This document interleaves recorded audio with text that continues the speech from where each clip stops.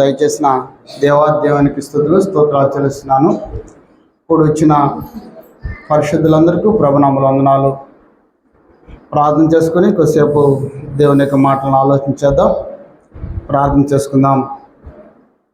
కృపగల తండ్రి, జయగల దేవ, సర్వశక్తిమంతుడా, స్తుతిపాత్రా, స్తోత్రాలుడా, నిత్యం పరిశుద్ధులు పరిశుద్ధుడు పరిశుద్ధుడని కొనాడబడుచున్న మా పరలోక తండ్రి, మీ యొక్క అది ప్రేమను బట్టి స్తోత్రాలు చెల్లిస్తున్నాం. నాయనా, ఈ భూమి మీద మానవుని నిర్మాణం చేయకమనిపై ఈ మానవునికి ఏదైతే అక్కర కలిగినవో వాటన్నిటి కూడా నిర్మాణం చేసి తర్వాత మానవుని నిర్మాణం చేసిన గొప్ప తండ్రి నీకు స్తోత్రాలు. అలా ప్రేమిస్తూ నాయనా, మేము పాపం చేసినా మమ్మల్ని తిరిగి రక్షించాలని నీ ప్రేమైన కుమారుని ఇచ్చిన తండ్రి నీకు స్తోత్రాలు. నీ ప్రేమ ఎంత గొప్పదంటే తండ్రి, విలువ కట్టలే ఉన్నాయినా నీకు స్తోత్రాలు. ఇదో ఈరోజు మరలా తిరిగి మేము ఈ భూమి మీద సజీవులుగా ఉన్నామంటే అది మీ దయని మేము నమ్ముచున్నాను ఆయన. అందుకై స్తుతులు చెల్లిస్తున్నాం. అయితే తండ్రి, మా జీవితాల్లో ప్రభుదినాన్ని కూడా దయచేశారు. ఈ ప్రభుదినంలో మిమ్మల్ని ఆరాధించుటకు మేమందరం కూడా నీ సన్నిధికి వచ్చినాం. మమ్మల్ని జ్ఞాపకం చేసుకొని మా ఆత్మలు మీ ఆదిని పరుచుకొని మా హృదయాలను మా మనసును సిద్ధపరచుకొని నీ వైపు తీస్తున్నా మా అందరిను మీరు జ్ఞాపకం చేసుకోండి తండ్రి. వినుటకు వేగిరపడి వారంగా, మాట్లాడక నిదానించే వారంగా మేము ఆ రీతిగా మేము జీవితం కొనసాగుటకు సహాయం చెప్పండి. ఇదో తండ్రి, నీ మాటలు నీ బిడ్డలు నైనా మీరే వారితో మాట్లాడి ప్రతి హృదయాన్ని కదిలింపు చేసి, ప్రతి హృదయాన్ని ఆనందింపు చేసి, ప్రతి హృదయాన్ని ఆదరింపు చేసి మీరే వారికి సహాయం చూపమని తండ్రి, నీ మాటలు బోధించే నాకు కావాల్సిన కృప చూపండి, దయ చూపండి. నీ పరిశుద్ధాత్మక సహాయం దయచేయండి. మంచి ధైర్యాన్ని, జ్ఞానాన్ని అనుగ్రహించమని ప్రార్థన చేస్తున్నాను తండ్రి. మరి తండ్రి, వినిచిన ప్రతి హృదయాన్ని మరొకసారి నీ పాదశులకు జ్ఞాపకం చేసుకోమని మా ప్రభువును నీ ప్రియకుమారును యేసు పరిశుద్ధ నామములో అడిగి వేడుకున్నాం తండ్రి. ఆమేన్. ప్రేమను వల్లరా, గడిచిన ప్రభుదినాల్లో దేవుడు మనకు అవకాశం ఇచ్చి మరి అనుమానంతో ఉన్న కృత నిబంధన ప్రభుని యేసుక్రీస్తు ద్వారా దేవుడు కొట్టివేయించాడని మనం గత వారం ఆలోచించేసాం. అయితే ఈరోజు మరొక విషయాన్ని ఆలోచించేద్దాం. తెస్సలోనిక మొదటి పత్రిక 4వ అధ్యాయము 18వ వచనం. తెస్సలోనికి రాసిన మొదటి పత్రిక 4వ అధ్యాయము 18వ వచనం. చాలు. దేవుడు చెప్తున్నాడు, తెస్సలోనిక సంఘానికి చెప్తున్నాడు, ఈ మాటల చేత మీరు ఒకరినొకరు ఆదరించుకోండి. ఈరోజు విద్యానగరి స్థానిక సంఘానికి దేవుడు చెప్తున్నాడు, ఈ మాటల చేత మీరు ఒకరినొకరు ఆదరించుకోండి. ఆదరణ ఎవరికి అవసరం? శ్రమలో ఉన్నవారికి, బాధలో ఉన్నవారికి, ఆర్థికమైన పరిస్థితుల్లో అతలాకుతలమై ఇబ్బంది పరిస్థితుల్లో ఉన్నవారికి, అనారోగ్యంతో మంచం మీద ఉన్నవారికి ఆదరణ అవసరం. అందుకే దేవుడు చెప్తున్నాడు, ఈ మాటల చేత మీరు ఒకరినొకరు ఆదరించుకోండి. అయితే ఆదరించుకోండి అని దేవుడు చెప్తున్నాడు. మానవులైన మనం ఏమనుకుంటామంటే, నా యొక్క ఆస్తి నన్ను ఆదరిస్తుంది, నా యొక్క హోదా నన్ను ఆదరిస్తుంది, లేదు నా యొక్క స్థాయి, నా యొక్క గొప్పతనం నన్ను ఆదరిస్తుంది అని మనం భావిస్తాం. అయితే యోబు చెప్తున్నాడు, నన్ను ఇవేవి ఆదరించలేకపోయినాయి. చూడండి, యోబు 7వ అధ్యాయము 13వ వచనం.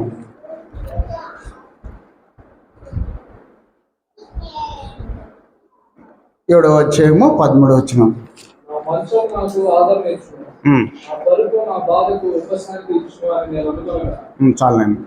ఇక్కడ యోబు అనుకుంటున్నాడు, నా మంచం నన్ను ఆదరించలేకపోయింది, నా పరుపు నన్ను ఆదరించలేకపోయింది. అంటే నేను ఇంత స్థాయిలో ఉన్నా అవేవి నన్ను ఆదరించలేకపోయాయి. నా ఆస్తి, నాకేమున్నా, నాకు ఏవి కూడా నన్ను ఆదరించలేకపోయాయి. అయితే ఎవరు ఆదరిస్తారు?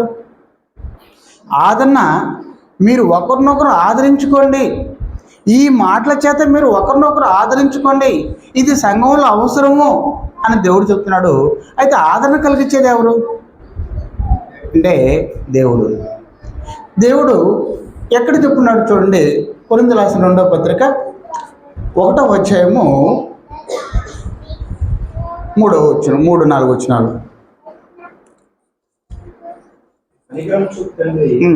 సమస్తమైన ఆదరణ అనుగ్రహించి దేవుడు మన ప్రభు అయిన యేసుక్రీస్తు తండ్రి అయిన దేవుడు స్తుతింపబడును గాక.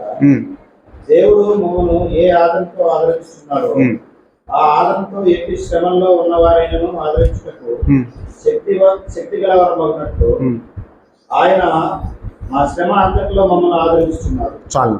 ఇక్కడ పౌలు గారు చెప్తున్నాడు, ఎట్టి శ్రమలో ఉన్న వారినైనా కూడా ఎవరు ఆదరిస్తాడంటే దేవుడు ఆదరిస్తాడు. ఆయన ఆదరణకర్త ఉన్నాడు. అయితే ఇంకా గొప్ప విషయం చెప్తాడు, ఎలా ఆదరిస్తాడో.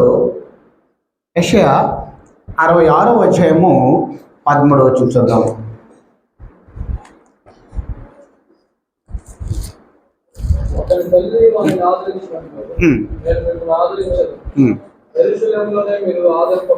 చాలండి. ఇక్కడ మొదట యెరూషలేములోనే మీరు ఆదరింపబడతారు. నేను మొదట ఏం చెప్పాను, సంఘంలో ఆదరింపబడాలి, యెరూషలేములోనే మీరు ఆదరింపబడతారు. అయితే నేడు ఎక్కడ ఆదరింపబడతారు? సంఘంలో. ఆ రోజైతే యెరూషలేం మందిరం ఉంది, ఆ రోజు యెరూషలేం మందిరానికి వచ్చిన వారు ఆదరింపబడతారు. ఈరోజు దేవుని సంఘానికి వచ్చిన వారు ఆదరింపబడతారు. అయితే దేవుడు అంటున్నాడు, ఒకని తల్లి వాడిని ఆదరించినట్లు నేను ఆదరిస్తాను. ఎవరైనా శ్రమలో ఉంటే, ఎవరైనా అనారోగ్యంలో ఉంటే, ఎవరైనా కుటుంబ యొక్క పరిస్థితుల్లో సతమతమవుతుంటే వారికి దేవుడు చెప్తున్నాడు, నేను ఆదరణకర్తని. అయితే నేను ఎలా ఆదరిస్తాను తెలుసా? ఒకని తల్లి వారిని ఆదరించినట్లు నేను ఆదరిస్తాను. మరి ప్రభువారు కొరింథీయులకు రాసిన 2వ పత్రిక 2వ అధ్యాయము 5వ వచనం.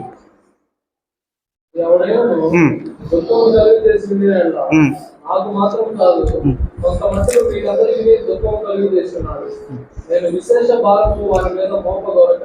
నాయన కొరింథీ 2వ పత్రిక 1వ అధ్యాయం 5వ వచనం.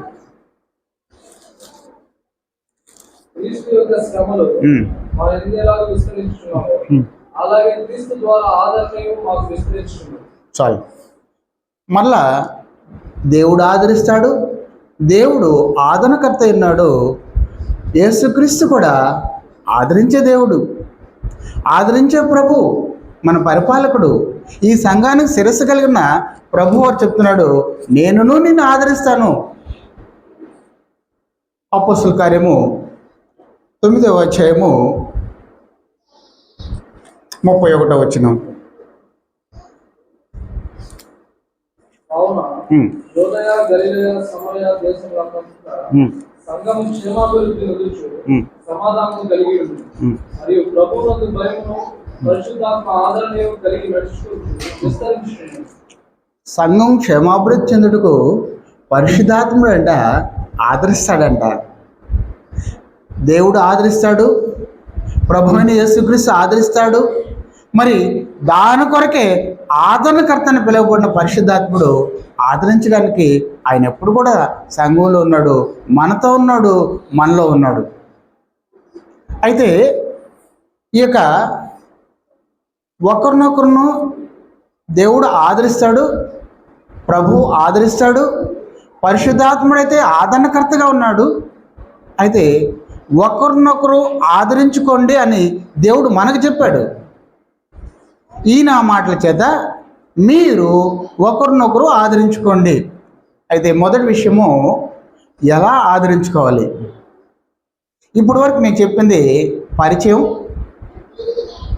ఎలా మనకు బాధ్యత చెప్పాడు, నన్ను చెప్పాడు, మీకు చెప్పాడు, మనకు చెప్పాడు, మీరు ఒకరినొకరు ఆదరించుకోండి. అయితే ఒకరినొకరు ఎలా ఆదరించుకోవాలి? అందులో మొదటి విషయం యోబు 2వ అధ్యాయము 11 నుంచి చదువుకుందాం.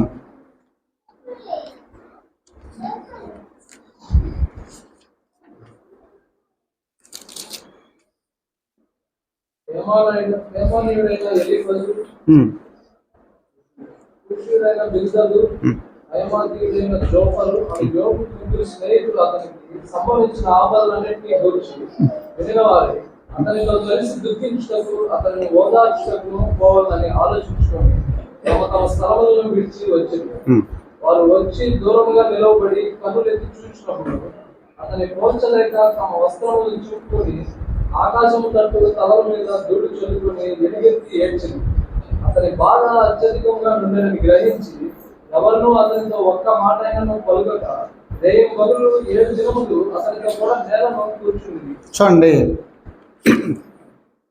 ఒక స్నేహితుడు జబ్బుతో ఉన్నాడని మరొక 3 స్నేహితులు విని ఏం చేశారంటే దర్శించారు.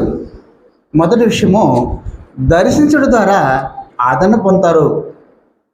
యోబు అనారోగ్యంతో ఘోరమైన స్థితిలో ఉన్నాడని తన దగ్గరకు తన 3 స్నేహితులు వెళ్ళి మరి వారు ఏం మాట్లాడాలా, వారు వెళ్ళడమే చాలామంది చెప్తారు, నువ్వు రావడమే నాకు కొండంత బలం వచ్చింది.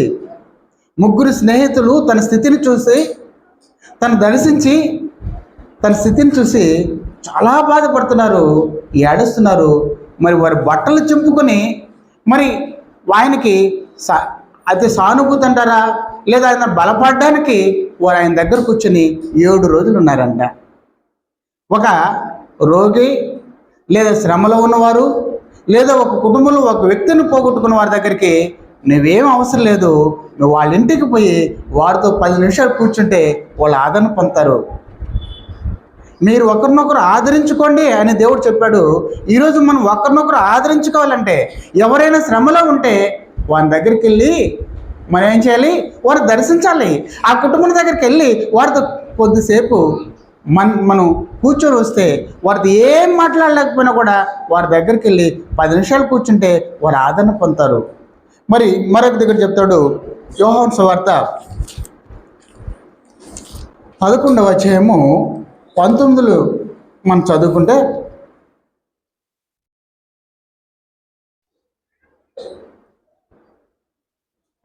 కనుక యూదులలో అనేకులు వారి సహోదరుని గురించి మార్తను మరియను ఓదార్చుటకు వారి యొక్కకు వచ్చి ఉండేది. చాలండి. ఇక్కడ సందర్భం ఏంటంటే లాజరు చనిపోయి ఉంటాడు. లాజరు, మార్తా, మరియా వీళ్ళు 3 ఒక తల్లిమెడ్లు. వీళ్ళు సహోదరుని లాజరు చనిపోయి ఉంటే మార్తా మరియను ఓదార్చడానికి ఆదరించడానికి తన బంధువులు మార్తా మరి ఇంటికి వెళ్ళారంట. మొదటి విషయము, దర్శించడం ద్వారా ఆదరణ పొందుతారు. ఇది మనం అందరం చేయగలం కదా, దీనికి డబ్బులు అవసరం లేదు కదా. కేవలం కొద్ది సమయం మనకు ఉంటే ఏదైనా బాధలో ఉన్న వారికి లేదా ఏదైనా వారిని పోగొట్టుకున్న వారింటికి లేదా రోగంతో ఉన్న వారింటికి మనం పోయి వారిని దర్శిస్తే వారు ఏమవుతారు, ఆదరణ పొందుతారు. మరొక విషయం, రోమీయులకు రాసిన పత్రిక 1వ అధ్యాయం 11వ వచనం, మీరు స్థిరపడవలనని అనగా మీకును నాకును కలిగి ఉన్న విశ్వాసం చేత అనగా మనం ఒకరి విశ్వాసం చేత ఒకరము ఆదరణ పొందవలనని ఆత్మ సంబంధమైన కృపావరం ఏదైనా మీకు ఇచ్చుటకు మిమ్మల్ని చూడవలనని మిగిలిన అపేక్షించున్నాను. ఇక్కడ మరొక విషయం చెప్తున్నాడు దేవుడు.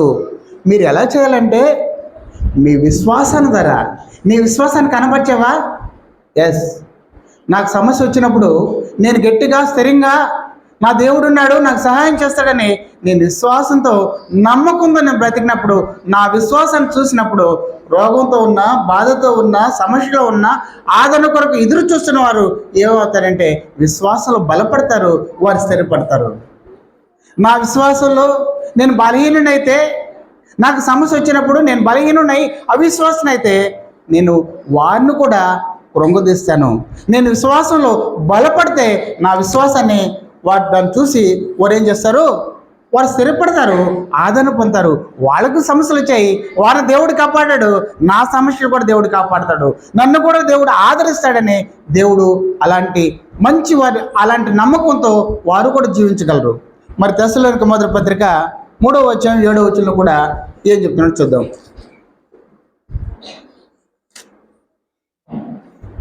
అందుచేత సహోదరులారా, ఆ ఇబ్బంది అంతట్లోను శ్రమ అంతట్లోను మీ విశ్వాసం చూసి మీ విషయంలో ఆదరణ పొందింది. ఎలాగనగా మీరు ప్రభువునందు స్థిరముగా నిలుచుతా ప్రేమలో బ్రతికినట్లు మేము మీ ముఖం చూసి చాలండి. ఇక్కడ పౌలు గారు చెప్తున్నాడు, తెస్సలోనిక సంఘస్థులారా, మీ విశ్వాసాన్ని బట్టి, మీరున్న స్థితిని బట్టి మేము కూడా నిలబడుతున్నాం. మీరు మీ విశ్వాసంలో మీరు ఎలాగ స్థిరంగా ఉన్నారో మేము కూడా అలాంటి స్థిరాన్ని, మీ విశ్వాసాన్ని బట్టి మేము బలపరచబడుతున్నాము. మీరు అలాగే కొనసాగండి. ఎవరైనా బలహీన దగ్గర పోయి ఏముంది దేవుడు నాకు కూడా సమస్యలు ఇచ్చాయి, నేను కూడా తట్టుకోలేకపోయాను అన్నానంటే వాడు మరీ బలహీనుడైపోతాడు. అందుకే దేవుడు చెప్తున్నాడు, నీ విశ్వాసాన్ని వాడిని కనపరచు, వాడిని కూడా బలపడి ఆదరణ పొందుతాడు.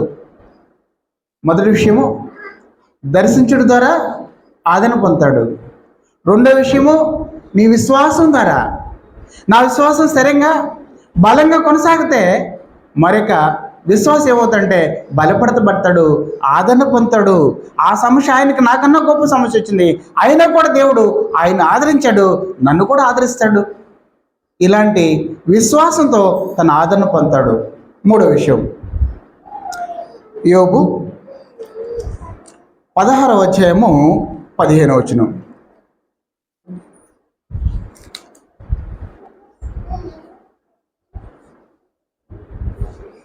ఆ చర్మము మీద నేను గోనె పట్ట కూర్చుకొని ఆ కొమ్మును ధూళితో ముడిచి చేసుకుని ఆ చేత బలాత్కారం జరగబడుతుంది. 5 సారీ అదే అధ్యాయం 16వ అధ్యాయం 5వ వచనం. అయినను నేను ఆ నోటి మాటలతో మిమ్మల్ని బలపరచును, ఆ పెదవుల మాటలు మిమ్మల్ని ఓదార్చి ఆదరించు. చాలు. ఎవరైనా కూడా చూడండి, మీరేం తీసుకెళ్ళబల్లా, శ్రమలో బాధలో ఉన్న దగ్గరికి వెళ్ళి 4 మంచి మాటలు చెప్పండి. ఏం కాదండి, ఇలాంటి సమస్యలు వస్తూ ఉంటాయి, ఇలాంటి అనారోగ్యాలు అనేక మంది, ఇంకా ఘోరమైన రోగం వచ్చిన వాళ్ళు ఉన్నారు. నీకు ఇది ఎంత, ఇది తగ్గిపోతుంది, నువ్వు తీసుకున్న ముందే కాదు దేవుడు నిన్ను కాపాడతాడు, నువ్వు గొప్ప దేవుడిని నమ్ముకున్నావు అన్నప్పుడు ఆ రోగి, ఆ శ్రమలో ఉన్నవారు, ఆ బలహీనంగా ఉన్నవారు ఏం చేస్తారంటే ఆదరణ పొందుతారు. నీ మాటల ద్వారా ఆదరణ పొందుతారు. నువ్వు మాట్లాడతావే వారి దగ్గరికి వెళ్ళి, ఏమో ఎలా ఉంది, అదేం కాదులే, అది మామూలు తగ్గిపోతుంది, లేదా ఈ భూమి మీద మానవులందరూ ఒకరోజు చనిపోవాల్సిందే, మన ఇంట్లోనే కాదు, ఎంత దేవుడు ఆయన గొప్ప స్థితికి తీసుకెళ్ళాడు, నెమ్మదిగల స్థలాన్ని తీసుకెళ్ళాడు, మనం కూడా ఒకరోజు ఆ స్థలానికి పోవాలని ఈ లోకంలో మనం ప్రయత్నం చేద్దాం. మనం అక్కడ ఆ బిడ్డను చూద్దాం, అక్కడ ఆ తండ్రిని చూద్దాం. ఇలా మంచి మాటలు నాకు చెప్తే ఆ కుటుంబం ఆదరణ పొందుతుంది. ఎవరైనా సమస్తాన్ని పోగొట్టుకొని ఎవరు లేరో నాకు దిక్కుని బాధపడుచున్నప్పుడు ఆయన దగ్గరికి వెళ్ళి, నువ్వు ఆహారం పెట్టబడలేదు, నీ డబ్బులు ఆయనకి ఇవ్వలేదు, వాని దగ్గరకు వచ్చి 10 నిమిషాలు మాట్లాడి మంచి మాటలు మాట్లాడితే, ఏం కాదు నాయనా నువ్వు పోగొట్టుకున్నావు, ఏం కాదు దేవుడు మరలా తిరిగి మిగిస్తాడు. ఖచ్చితంగా ఆయన ఆదరణ పొందుతాడు. 3 విషయాలు చెప్పాను. 1, దర్శించడం ద్వారా వారు ఆదరణ పొందుతారు, విశ్వాసం ద్వారా వారు ఆదరణ పొందుతారు, నీ మాటల ద్వారా వారు ఆదరణ పొందుతారు. 4వ విషయం, ప్రార్థన చేయడం ద్వారా ఆదరణ పొందుతారు. అపోస్తల కార్యము 12వ అధ్యాయము 5వ వచనం.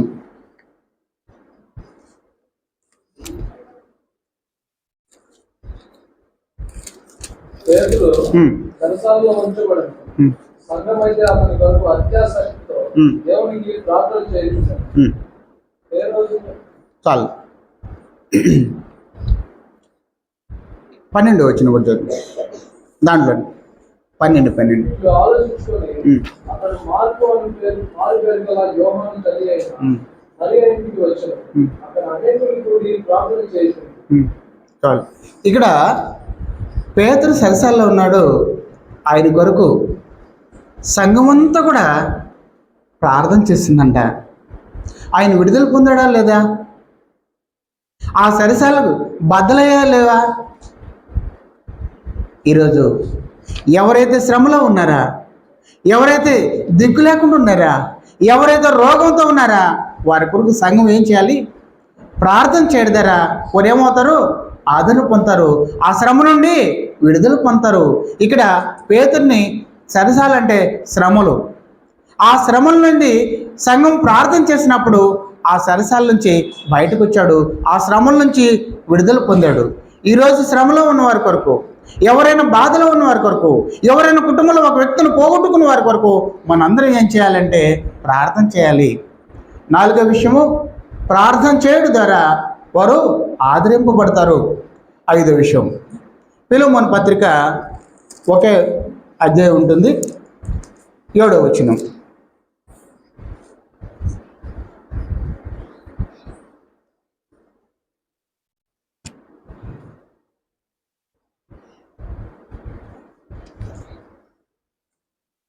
హెబ్రీయులకు ముందు ఉంటుంది. సహోదరుడా, పరిశుద్ధుల హృదయంలో నీ మూలంగా విశ్రాంతి పొందినందున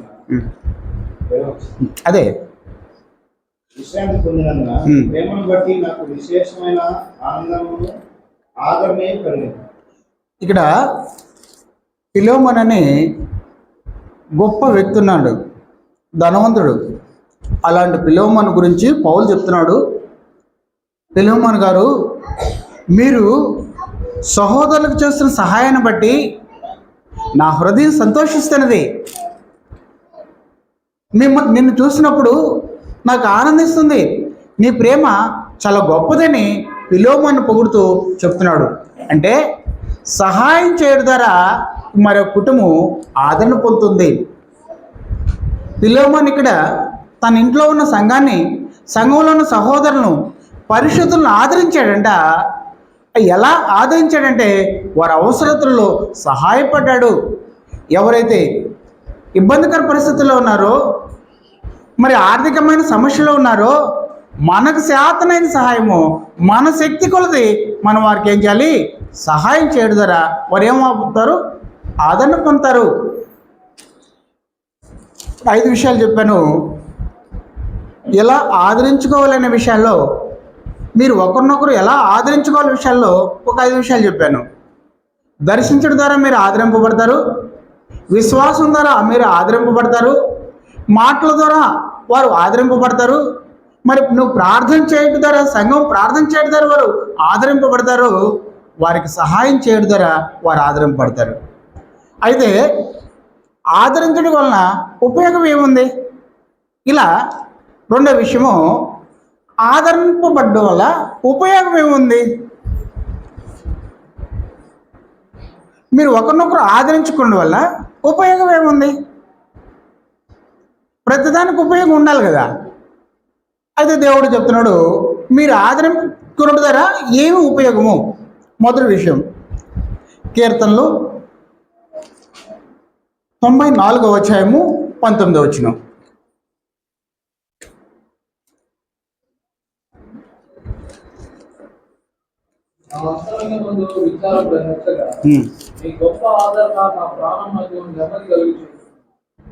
ఒక మనిషిని నువ్వు ఆదరించితే వానికి ఏం జరుగుతుందో తెలుసా? మనకు వాని ప్రాణానికి నెమ్మది పొందుతున్నాడంట. మొదటి విషయము, నెమ్మది కలుగును. నీవు ఆదరించుకోవడం వల్ల ఉపయోగం ఏంటంటే నెమ్మది కలుగుతారు. వారికి నెమ్మది కలుగుతుంది. వారు శ్రమలో ఉన్నారు, వారు బాధలో ఉన్నారు, వారు వేదనలో ఉన్నారు. అలాంటి వారికి ఏం కలుగుతుందంటే నెమ్మది కలుగుతుంది. మరి 2వ విషయం,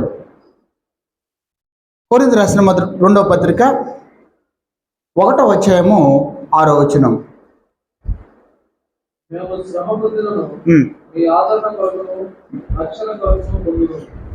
మేము ఆదరణ పొందినను మీ ఆదరణ కొరకే పొందుదుము. ఈ ఆదరణ మేము కూడా పొందుతున్నట్టు ఆ శ్రమలను ఓపికతో సహించుటకు కార్యసాధకమై ఉంటుంది. ఆ శ్రమని ఓపికతో సహించడానికి ఈ మాటలు, ఈ కార్యాన్ని అభివృద్ధి చేయడానికి, ఆ కార్యం నెరవేర్చడానికి ఏమవుతుందంటే ఇది సహాయపడుతుంది. నీ మాటలు, నీ విశ్వాసం, నీ యొక్క ఆ దర్శించుట, నీ ప్రార్థన, నీ సహాయం వారిని ఏం చేస్తుందంటే స్థిరపడి సహనంగా వారికి ఏం కలుగుతుంటే వారి కార్యాభివృద్ధిలో సహాయం చేస్తుంది. వారు ప్రతి సమస్య నుండి సహనంతో వారు ఆ సమస్యను ఎదుర్కొంటారు. వారి కార్యంలో నెరవేర్చబడడానికి వారు ముందుకు సాగుతారు. నీవు ఆదరించడం ద్వారా వారు ఏం పొందుతారంటే వారు శ్రమ వస్తే సహించాలని మనసు వస్తుంది. వారు ఆ కార్యాన్ని వారు నెరవేర్చగలుగుతారు, నెమ్మది పొందుతారు. వారి కార్యసాధకంలో వారు ఓపికతో సహనంతో ఆ కార్యానికి ముందుకు సాగుతారు. మరి మూడో విషయం, మొదటి సమయాలు 23వ అధ్యాయము 14 నుంచి 17 వరకు చదువుకుందాం. మొదటి సమయాలు 23వ అధ్యాయము 14 నుంచి. అయితే దావీదు అరణ్యంలోని కొండ స్థాపనకు జీపు అను అరణ్యమున ఒక పర్వతమందులో నివాసం చేయుచుండెను. సౌలు అనుజులను అతను వెతికినప్పుడు దేవుడు సౌలు చేతికి అతను అప్పగించాడు. తన ప్రాణం తీసుకుని సౌలు బయలుదేరడానికి తెలుసుకొని దావీదు జీపు అరణ్యంలో ఒక వనంలో దిగాడు.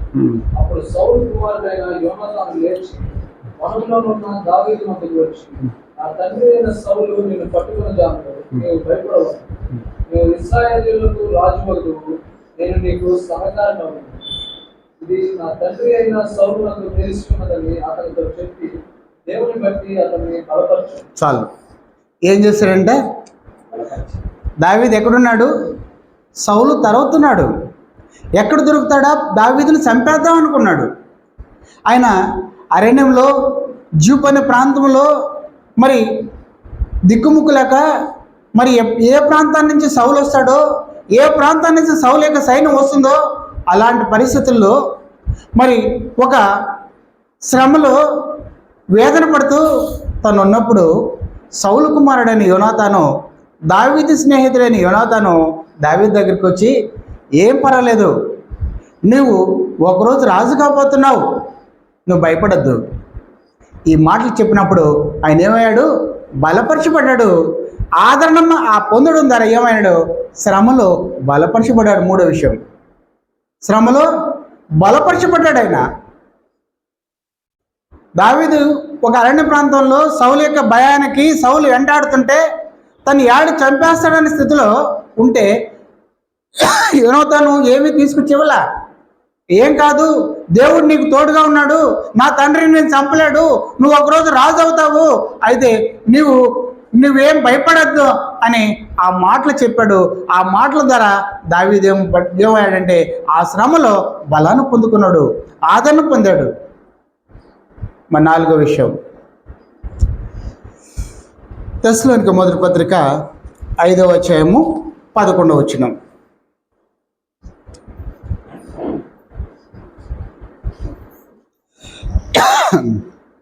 కాబట్టి నేను ఇప్పుడు చేస్తున్నట్టుగానే ఒకరికొకడు ఆదరించి ఒకరినొకడు క్షేమాభివృద్ధి కలుగుచేయండి. ఇక్కడ మీరు ఇప్పుడు చేస్తున్నారు కదా, ఈ ఒకరినొకరు ఆదరించుకోండి. దీని ద్వారా ఏం జరుగుతుందో తెలుసా? సంఘం క్షేమాభివృద్ధి చెందుతుంది. ఇలా ఉంటే క్షేమాభివృద్ధి చెందా? ఇలా ఒకరినొకరు బాధలో ఉన్నప్పుడు వాని ఇంటికి సంఘంలో సభ్యులందరూ పోయి వారిని పరామర్శించి వారిని ఆదరణ మాటలు చెప్పి వారిని దర్శించి వారికి నీ విశ్వాసాన్ని చూపి వారికి వస్తే ఆ సంఘం క్షేమాభివృద్ధి చెందుతుందా, బలహీనపడుతుందా?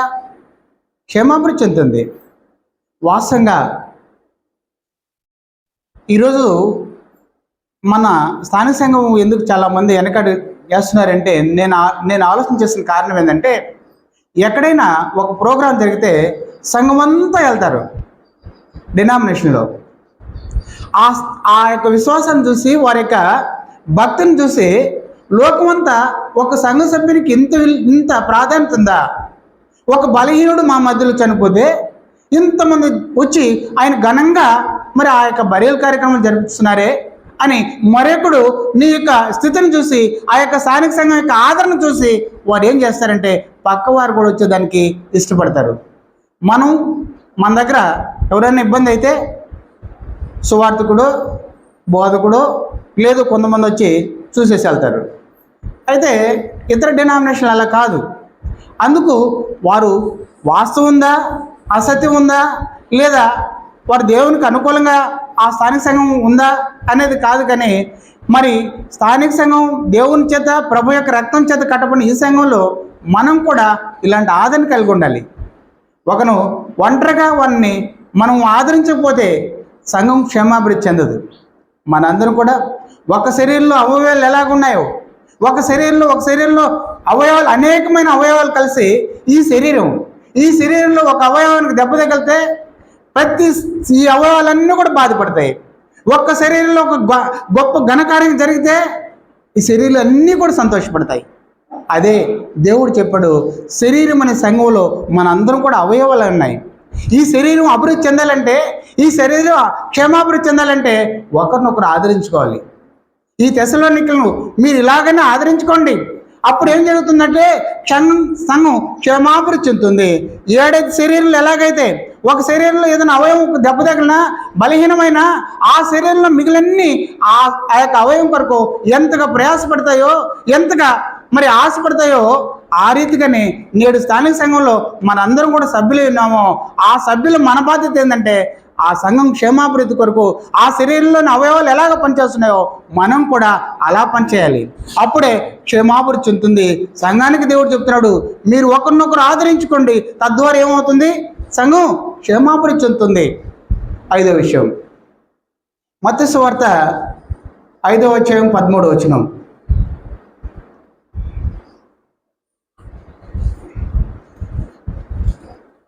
మీరు లోకమునకు ఉప్పై ఉన్నారు. ఉప్పు నిస్సారమైతే అది దేని వల్ల సారం పొందుతుంది? అది బయట పారవేయబడి మనుషుల చేత తొక్కబడితే కానీ అది దేనికి పనికిరాదు. అక్కడ మళ్ళా చదివితే, మీరు లోకానికి వెలుగై ఉన్నారు. ఎలా వెలుగై ఉన్నారు? మీరు వెలుగ్గా ఉండగలగాలి. మనం వెలుగ్గా ఉండాలి. తద్వారా ఏం మేలు జరుగుతుంది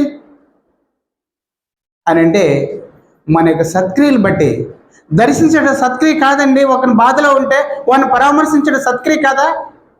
నీ విశ్వాసంలో స్థిరంగా కొనసాగి నీ విశ్వాసాన్ని వాడిని కనబరిస్తే అది వానికి ఆదరణ కదా? మరి నువ్వు వాని మంచి మాటలు నాకు చెప్పి వాడిని ఆదరిస్తే అది సత్క్రియ కాదా? వానికి ఆపదలో ఉంటే నీ చేత నేను సహాయం చేస్తే అది సత్క్రియ కాదా?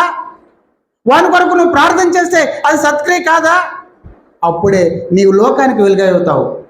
నిన్ను దీపం ఎత్తుకొని లేక ఒక మంచి టార్చ్ లైట్ ఎత్తుకొని లోకంలో తిరగమని కాదు చెప్పింది. నీ సత్క్రియల ద్వారా నువ్వు లోకానికి వెలుగ్గా కనబడాలని. నువ్వు వెలుగ్గా కనబడితే నువ్వు ఆదరించినట్లు అవుతావు. తద్వారా ఆ సంఘం క్షేమాభివృద్ధి చెందుతుంది. అంతేకాని దేవుడు చెప్పినట్లు మీరు ఒకరినొకరు ఆదరించుకోండి. అది ఎలా ఆదరించుకోవాలి? కొరింథీ రాసిన మొదటి పత్రిక 16వ అధ్యాయం 13వ వచనం చెప్పినట్లు, మీరు చేయ కార్యములన్నీ ప్రేమతో చేయండి. ఏ కార్యం చేసినా ఫిలిప్పీయులకు రాసిన పత్రిక 2వ అధ్యాయం 2వ వచనంలో 1వ వచనంలో కూడా చెప్తాడు, మీ కార్యము ప్రేమతో ఉండాలి. నువ్వు ఆదరిస్తున్న దానికి వెళ్తున్నావు. మీరు ఒకరినొకరు ఆదరించుకోమని చెప్పాను. మీ ప్రేమ, మీ ఆదరణ ఎలా ఉండాలంటే అది ప్రేమతో కూడినది అయి ఉండాలి. ప్రేమైన వాళ్ళరా, దేవుడు చెప్తున్నాడు, ఒకరినొకరు ఆదరించుకోండి. తద్వారా సంఘం క్షేమాభివృద్ధి చెందుతుంది. అయితే వీటన్నిటికన్నా కూడా దేవుడు ఒక మాట చెప్పాడు. యోబు 15వ అధ్యాయము 11వ వచనం.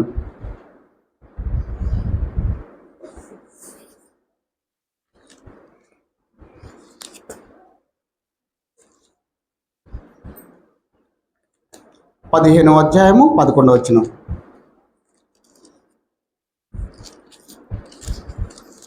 దేవుడు సెలవిచ్చిన ఆదరణ నీకు తేలికగా ఉన్నదా? ఇట్లు నీకు మృదువుగా పలుకబడిన వాక్యము తేలికగా ఉన్నదా? నీ హృదయము ఎలా తిరిగిపోయిందో. చాలు. ఇక్కడ దేవుని యొక్క వాక్యం నువ్వు ఎక్కువగా ధ్యానిస్తే నువ్వు ఆదరింపబడతావు. ఎవరైతే దేవుని యొక్క వాక్యాన్ని ధ్యానిస్తారో వాళ్ళు ఆదరింపబడతారు. వారికి దేవుడు జ్ఞానాన్ని ఇస్తాడు. ఎవరు దేవుని యొక్క వాక్యంతో ఉంటారో, వాక్యాన్ని చదువుతారో, ధ్యానిస్తారో, అది భుజిస్తారో వాళ్ళు బలపరచబడతారు.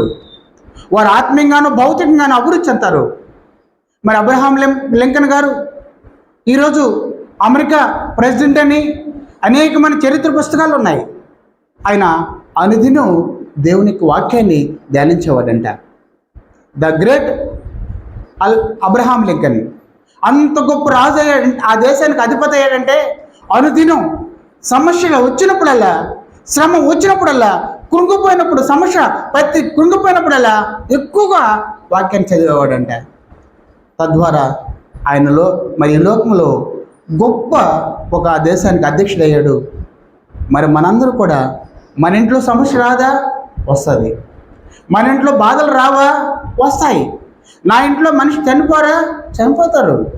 అయితే మనకు దేవుడు చెప్తున్నాడు, నాలాగే ఎలాగో మిగిలిన అన్ని కుటుంబాలు అలాగే జరుగుతాయి.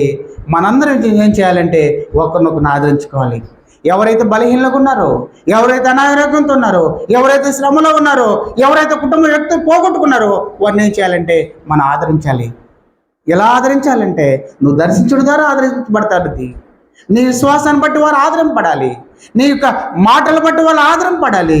నీ యొక్క ప్రార్థన బట్టి వారు ఆదరింపడాలి.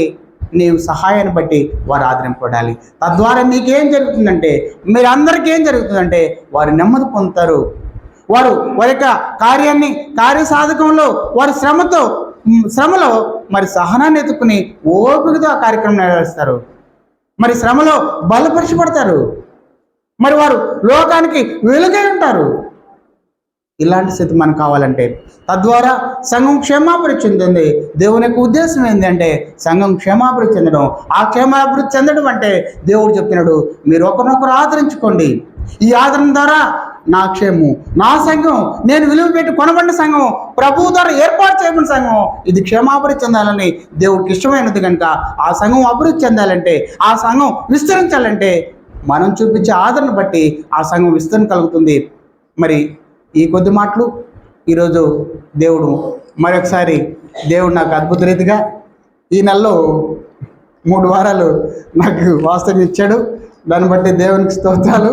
మరి ఇచ్చిన అన్నకి మరొకసారి వందనాలు చెల్లిస్తూ మీ అందరూ కూడా శ్రద్ధ విన్నందుకు వందనాలు.